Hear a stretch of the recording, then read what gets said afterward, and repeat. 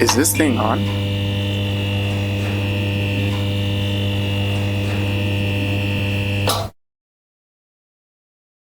Hi, everyone.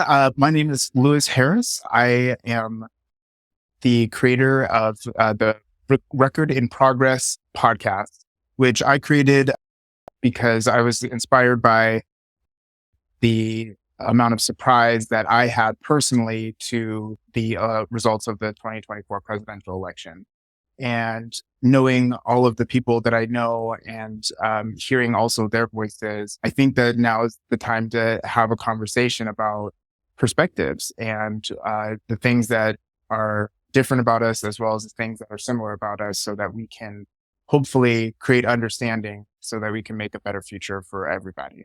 I am joined by a friend and political aficionado, if you will, a guru in local politics, I would say, even though he may humbly disagree. I'm going to go ahead and let you introduce yourself, sir. What is your name? Yes, I am Bill Phillips. I am a political consultant. I have a consulting firm called Terra Firma, which I run with Tara Nelson, my business partner. And I have been in politics in one form or another for just about 30 years now. My first career path was actually in mental health. I worked on an acute behavioral health unit, and then I made a lateral move into politics and ended up working for Congressman Rick Larson on the official side, doing casework for people that are having issues with the federal government.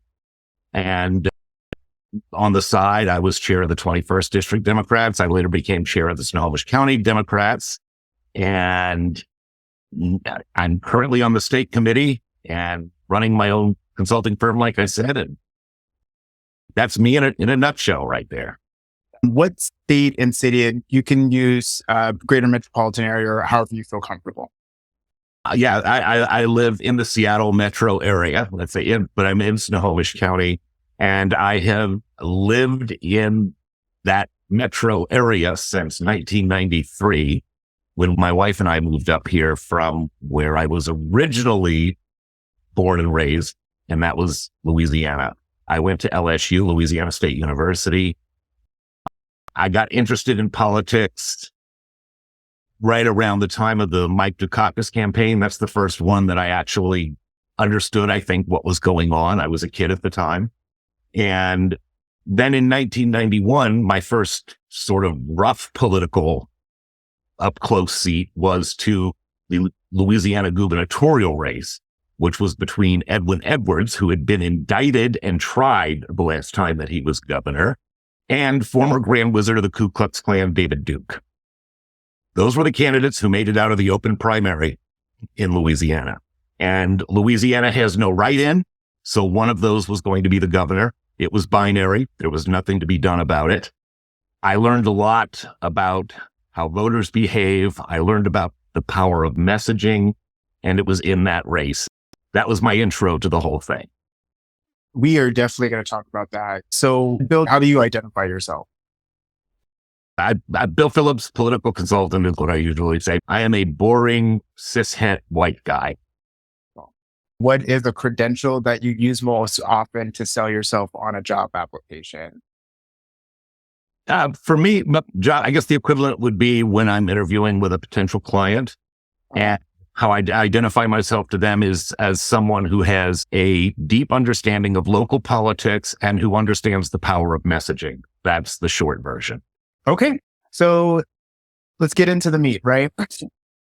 How did you vote in the 2024 presidential election? I voted for Kamala Harris and Tim Walz, and that was an easy choice. What are three feelings that you have about the results of the 2024 presidential election? Is stunned a feeling? Absolutely. I am stunned. I am questioning some of the things that I thought I knew. I am filled with trepidation, and I have a slight sliver of hope that what may end up happening is some kind of party realignment where enough people see the danger and start working together that some of the worst stuff that could possibly happen does not happen. That's where I am. Absolutely. And for those of you who don't know what trepidation means, it's a feeling of fear or agitation about something that may happen, which is exactly what you described. You were questioning what you knew, right? Which was actually really one of the most impacting things from the results for me, was that the things that I believe are the underlying of a good moral society that we should all strive for are not what everybody else, or at least the people who voted for Trump in this election, believe in. And that is stunning. And so I totally resonate with what you're saying, because I think a lot of people also felt that way. And I think the biggest thing here for me, the biggest takeaway that I'm having trouble with is last time in 2016, his win was a fluke. It was a fluke of the Electoral College. There was a fairly strong third party vibe that was going on. There was an assumption that the Democratic nominee was going to win, which kind of caused a little bit of complacency. This time, this was not a fluke. This time it was a clean choice. He swept the battleground states. He won the popular vote. His presidency has a legitimacy in 2024 that it lacked in 2016. Say that. And that's what, and not only that, Bill, but the fact that Congress, by and large, went the other direction as well. It's everything you're saying and more. And it's not only legitimizing him via the electorate, but also through Congress and the judicial, right? So, man, yeah, that's an excellent point. Thank you for pointing that out. So what do you fear most about the next Trump presidency?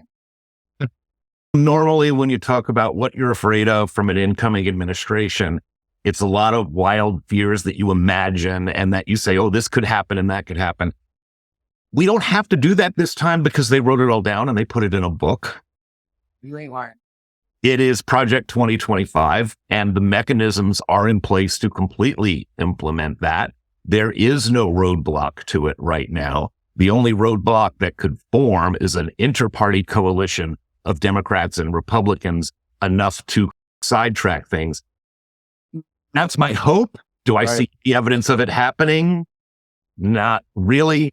A Republican friend of mine from college called late because he knew I was afraid. So he called me late Tuesday night, election night. It was midnight our time, which means it had to have been 2 a.m. his time. Mm-hmm.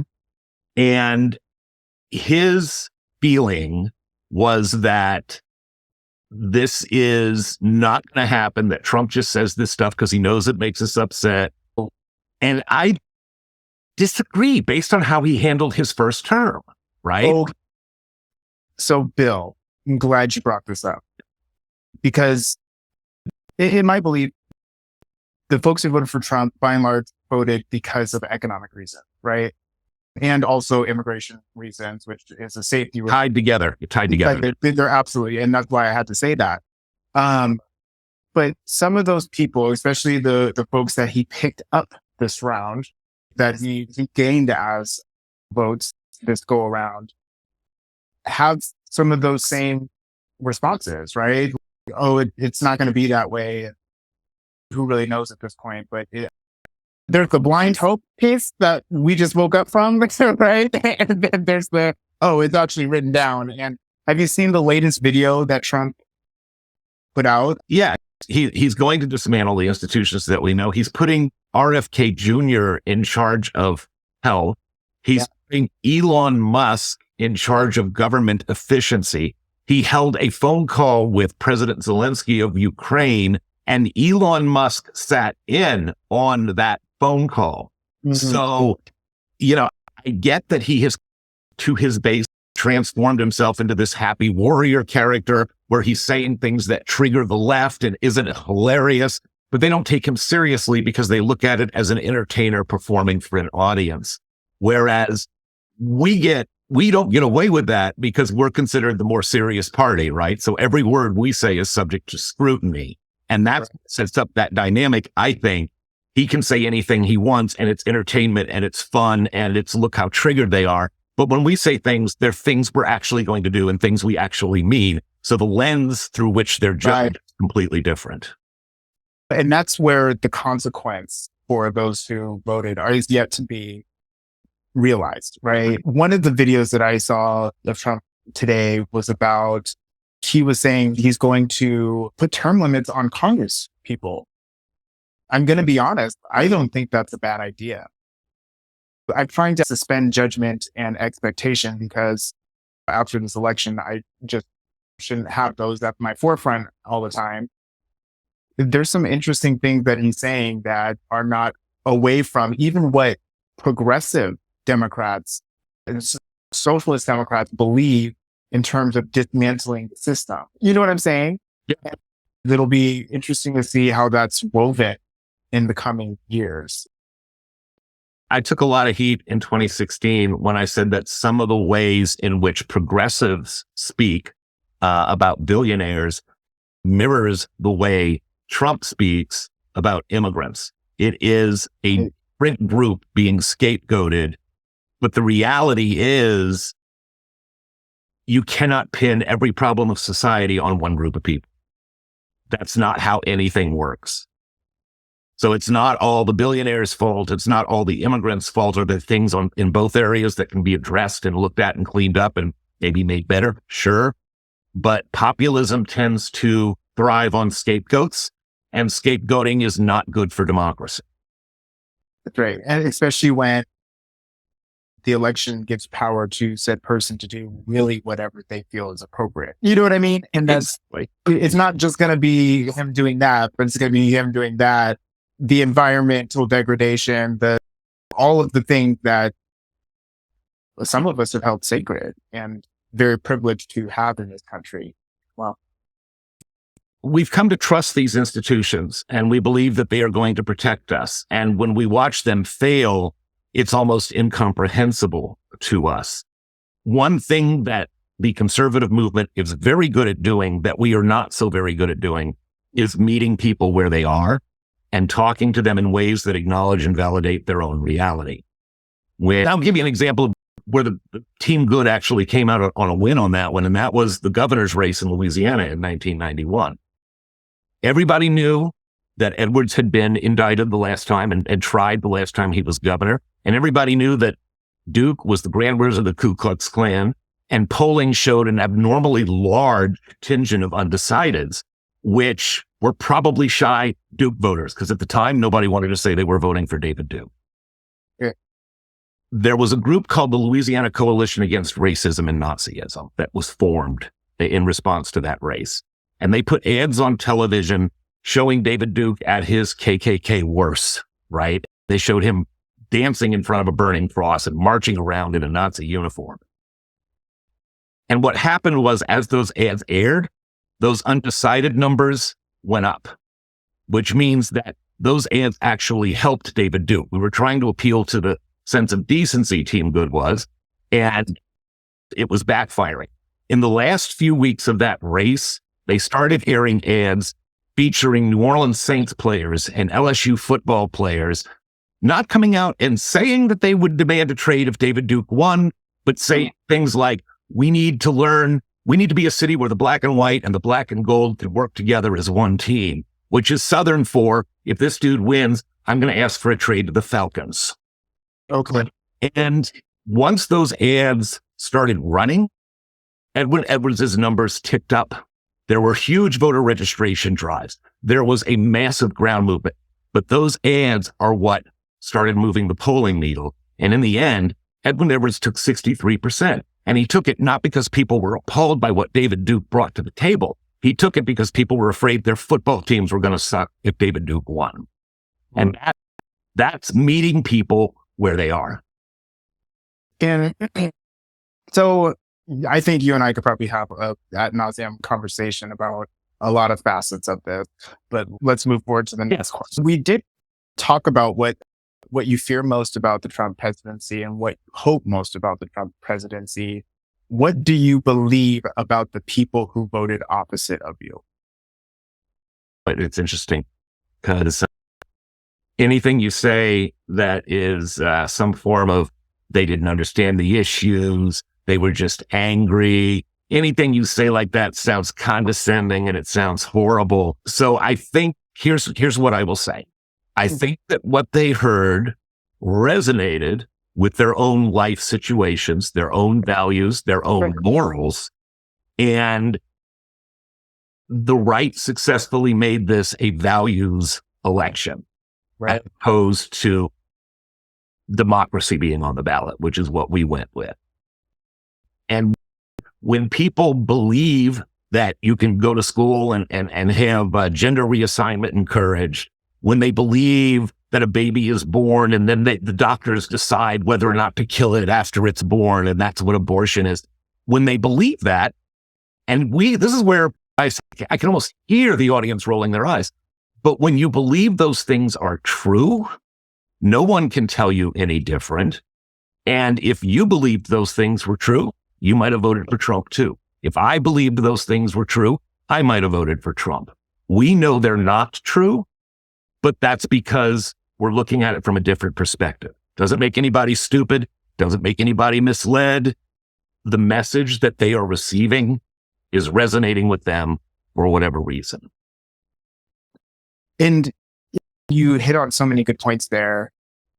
Some would argue, and you know this because you're an America buff, if you will. Anybody who's in politics knows a few things. We were saying democracy was on the ballot. Mm-hmm. But some people would argue that we are not a democracy, that we are a republic, a democratic republic, right? And I don't know. I don't want to bash the DNC for their messaging because that feels very easy. And I always look at what's my contribution.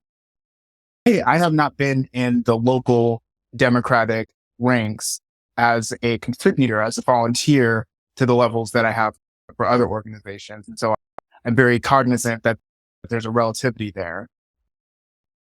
But some of the messaging was off mark and it didn't create the resonance that people identified with when they're talking about safety in our communities, a messed up immigration system, and open borders, and then the economy. And like safety and how much money I have in my pocket is always going to resonate with a red-blooded American. You know what I'm saying? And in terms of messaging that, our message, the message on the Democratic side has to do a lot more heavy lifting than the message on the Republican side. That's right. The message on the Republican side is your life sucks. It's because of them. You should vote for us. That's their message. Ours encompasses institutions like democracy, the principles on which the country was founded, the rights of individuals, the rights of groups, and any message that comes out of us has to appeal to each and every one of those coalition members for the Democratic Party, or you're going to experience a fall off. Everything is a push me, pull you. Whereas on the right, all they got to say is everything sucks and it's their fault. And people flock to it. They don't really have to play all those little games that we do with our messaging. Wow. That's real. That's extremely real. Wow. What do you believe is the worst thing about society to you? And I think you also understand there's society, then there's like government, and then there's groups. So I'm just curious what you'd say here. I think the worst thing about society isn't limited to the United States of America. It's global. And I think that the big problem is all of us tend to seek out information and opinions that align with our own beliefs to the exclusion of anything that contradicts that. So we end up missing a lot of facts. And a society and a culture that has given up on facts has entered a post-persuasion era. And in a post-persuasion era, voting against each other all the time or fighting with each other are the only options, because you're not going to come up with an argument that persuades a critical mass of people enough to restore some kind of structure to society. Do you feel like, given what happened, is that where we're at? Or I think that it's a big diagnosis to say that's where they're. I'll leave that to people with far more degrees and expertise than what I have. But from what I see, when I look at my Facebook page, for example, I got 2,000 friends. I've had people block me for political opinions I've had that have not affected them one way or the other. I have been guilty of blocking others for the same reason. If I'm scrolling down their page and I see something that is so absolutely wrong, it feels like in my head, the only options are block them or troll them on their own page. And of those two things, blocking them is the kinder one. So that's what I end up doing. But in reality, we should absolutely be seeking out a wide variety of opinions and information. But in real life, what happens is we get so emotionally invested in our own points of view that hearing something that disagrees gets parsed as an attack. You're not disagreeing with me. You're attacking who I am as a person. Right. Yeah, no, and that's part of the message of this podcast is to create unity out of differences. Because if we don't find mechanisms and institute them as social values of respecting one another, or at least understanding one another, or being open to hearing about the other side, then we are doomed to be in the post-persuasive society that you mentioned, which is, that just doesn't sound good for anybody. So what do you believe is one of the reasons that Trump and the largely Republican Congress was elected? Do you want to? Yeah, and I think it's all of those things, right? It's not a simple one thing happened, another thing happened. What happened was, for whatever reason, and we can talk about whether there was something the Democratic Party could have done about it or not, but for whatever reason, the message that came out of the right-wing message bursts was better accepted than what Kamala Harris and the Democratic Party were laying down. That's right. Do you feel like you did enough to affect the election in the way you want to see it go? I've asked myself that question ever since Tuesday.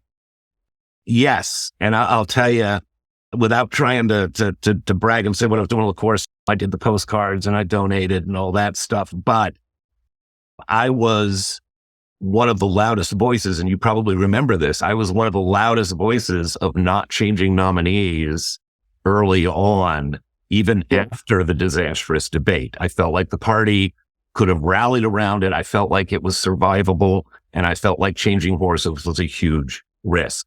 However, once that decision was made, I tucked that opinion way down deep inside of me. I scrubbed my Facebook page of all the posts I had made about it, and I got on board like I've been supporting Kamala Harris for the last 4 years. And that, I think, was probably the best and the most that I could do. Looking back on it, do I think it would have made a difference? No. I think that what happened, what my argument was when Biden was in, it was, look, this is a democracy versus fascism argument, and eventually everybody who loves democracy is going to come home, even if we have Kermit the Frog as a nominee. And I was worried about the ability of a new nominee to unite the anti-fascism forces. Well, Harris came along and she did an amazing job of that. She united everybody. Everybody was on the same page, and she lost anyway. And that tells me that, yes, it was always going to come down to those two things, and the pro-fascism side always had an advantage. Okay, yes. Last question is, what do you want to say to yourself in 4 years? First of all, congratulations on surviving. This could have gone a lot worse, man. You're here. That's right. What I would say is there are going to be a lot of moments over the next few years where we are asked to do something or put in a position where we need to make a choice. Yeah. And my hope to myself in 4 years is that you made choices that this version of you would be proud of. Okay. None of us know what we're going to do if somebody throws a sheet of paper in front of us and says, sign here to declare allegiance to this new order, or we're going to confiscate everything you have and we're going to imprison you so we can keep an eye on you. None of us know what we would do in that moment. We like to think we do, but none of us really know. And I hope it doesn't get to that. Some of the criticism of the other side is that they weren't educated enough and they don't know what's going to happen and they're voting on a few cents for eggs or whatever. But I also see the historical devaluing of education in America, how that's created a generation with effects from that, right? Civics is left the classroom in public. Right. So the point is that at the end of that, like us, we thought that we were able to elevate a message that was possibly beyond comprehension for some people. You know what I'm saying? How stupid of us to believe that our way was something that everybody could see when we're not explaining it to them in a way that it actually matters to them. Well, we have an assumption. We assume everyone likes democracy. We assume that everyone thinks our institutions are sacred. We assume everyone believes the courts are just. And when we find out that those things are not true, it shakes us. That's great. And we've seen that a lot over the last several years. And part of what Republicans want and Donald Trump is going to do is dismantle those systems. And I've got to say, it's interesting to see how it's done. It'll be interesting to see the unintended consequences of those things, right? But these are things that some would argue are fundamentally American, right? Well, we got a clue of how that's going to work. We got a clue of it with the Dobbs decision in the Supreme Court, right? Right. They overturned Roe v. Wade. The outrage, the fear, the states voting to protect it. What does Donald Trump get up and say? It was a beautiful thing. Everybody loves it. This is what everybody wanted to have happen. Liberals wanted, conservatives wanted. It's back with the states and everybody is happy. That is gaslighting on a national scale that I never thought possible, yet it works. Yeah. And that's what they'll do as the institutions fall. They'll tell you how wonderful it is, how much better it is now, how many problems are being fixed. And people will put that above what they see with their own eyes because that's human nature. Thank you, Mr. Phillips. So just in conclusion, we are all different, but we're also all the same. What matters is we recognize that fact and move forward to make a world that's better for all of us. That's the takeaway. Find common ground and understand the circumstances that lead people to make the decisions that they do. That's our best hope.